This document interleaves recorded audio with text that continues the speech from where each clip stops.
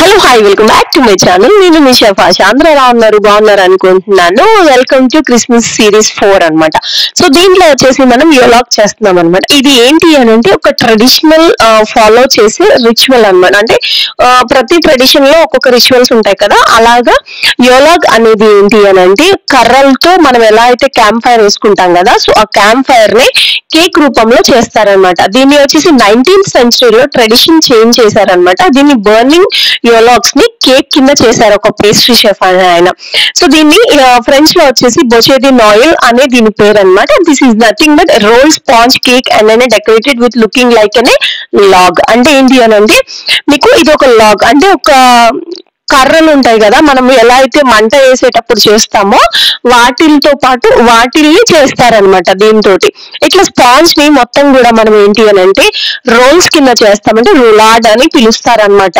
ఏదైతే రులాడ్ అనే దాన్ని ఫ్రెంచ్ నేమ్ అనమాట ఇది.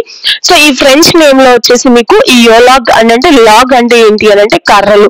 సో ఆ కర్రలతో మనం ఏదైతే కాలుస్తాం కదా, ఇప్పుడు మనం భోగి పండుగ రోజు ఎలాగైతే భోగి మంట వేస్తామో, సో క్రిస్మస్ కి కూడా ఇది ఒక క్రిస్మస్ స్టార్టింగ్ కి ఒక ఫెస్టివల్ సీజన్ స్టార్ట్ అవుతుంది మనకి అనేది. అండ్ ఇంకొకటి ఏంటంటే స్ప్రింగ్ సీజన్ ఎంటర్ అవుతుంది అనేది దీనికి ఇది అన్నమాట. అంటే ట్రెడిషనల్ లో ఇది ఒక గుర్తు తీసుకొచ్చే స్టార్ట్ చేస్తారనమాట. ఎలా అంటే ఎట్లా చెప్పాలి నేను, అదే స్టార్టింగ్ కి మనం ఏదైనా కానీ క్యాంప్ ఫైర్ వేస్తాం కదా, సో అలాగా దీన్ని చేస్తారు. సో మీకు ఇది ఏంటి అని అంటే ఫస్ట్ హోటల్స్ లో కానీ 5 స్టార్ ప్రాపర్టీస్ లో కానీ, అంటే హోటల్స్ లో 5 స్టార్ ప్రాపర్టీస్ లో ప్రతి క్యాఫేస్ లో కూడా ఏంటి అని అంటే ఒక పక్కన క్యాంప్ ఫైర్ వేసినా గానీ అన్ని చోట్ల అది క్యాంప్ ఫైర్ వేయడం కుదరట్లేదు కాబట్టి ఇప్పుడు ట్రెడిషన్ చేంజ్ చేసి ఏంటంటే దాన్ని ఈ యోలాగ్ కింద చేశారనమాట.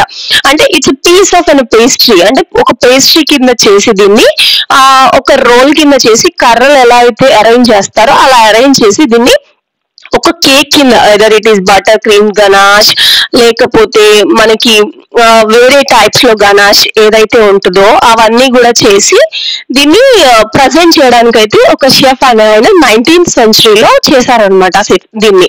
సో దీనికి ఉన్న హిస్టరీ ఇది ఒక కేక్ టైప్ లో ఉంటది అనమాట. మనం ఎప్పుడైతే బుఫేస్ అలా వెళ్తాం కదా, సో మీకు అప్పుడు ఆ బుఫేస్ లో కూడా మీకు క్రిస్మస్ అప్పుడు ఈ యోలాగ్ అనేది పెడతారు.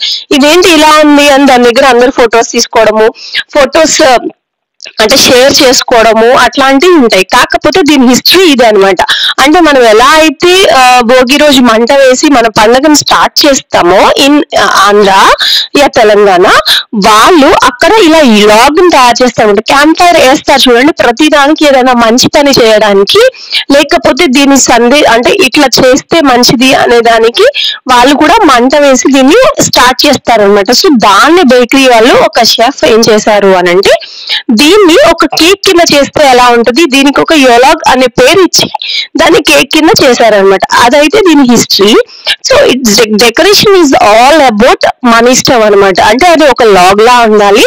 ఆ లాగ్ మీద ఈ cherries, fresh cherries, dry cherries, sugar cherries, candied cherries ఉంటాయి కదా, అవన్నిటిని కూడా మనము ప్లేస్ చేసుకొని ఒక గ్రీనరీ టైప్, నెక్స్ట్ వచ్చేసి మంచి అంటే షుగర్ పౌడర్ యూస్ చేసి స్నో టైప్ కింద అయితే దీన్ని ఇచ్చి దీనికి మనం ఏంటి అని అంటే ఒక లాగ్ కింద తయారు చేసి మంచి డెకరేషన్ ఐటమ్ కింద అయితే దీన్ని చేసి క్రిస్మస్ ఈవ్ స్టార్ట్ చేసే ముందు పెడతారు.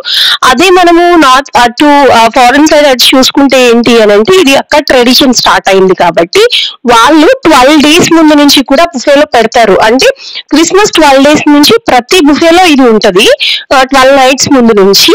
అండ్ ఇక్కడ అయితే ఏంటి అని అంటే నార్మల్ గా క్రిస్మస్ ఫెస్టివల్ స్టార్ట్ అయింది అని అంటే క్రిస్మస్ ఫెస్టివల్ డే నుంచి కూడా ఈ యోలాగ్ అనే కేక్ అయితే ఖచ్చితంగా ఉంటది. దీనికి అనదర్ నేమ్ రులాడ్ అని కూడా పిలుస్తారు. Roulade is nothing but the rolled one అనమాట. అంటే మనం ఏదైతే కేక్ రోల్ చేస్తామో ఆ రోల్ చేసిందని రులాడ్ అని ఫ్రెంచ్ టర్మ్ లో అయితే పిలుస్తారు అనమాట. It's a piece of sponge. Next వచ్చేసి ఏంటి అని అంటే cream, either it is butter cream or something, and fresh candied fresh berries కానీ అలాంటి వాటిని క్రష్ చేసి వేస్తారనమాట. అండ్ దీనికి డెకరేషన్ వచ్చేసి మనకి చిన్న చిన్న పుట్టగొడుగులు అలా ఉంటాయి కదా, ఆ టైప్ లో కూడా మనం మెరాంగ్ అనే దాంతో చేసి దాని మీద కూడా ఇప్పుడు చెరీస్ ఎట్లా ప్లేస్ చేసాము, ఇప్పుడు చెట్టు మొద్దు ఉంటది కదా, ఆ మొద్దుకి ఎలా అయితే పుట్టగొడుగులు అవి వస్తాయో అవన్నీ కూడా చేసి మనమైతే ఇవి పెడతాం అనమాట.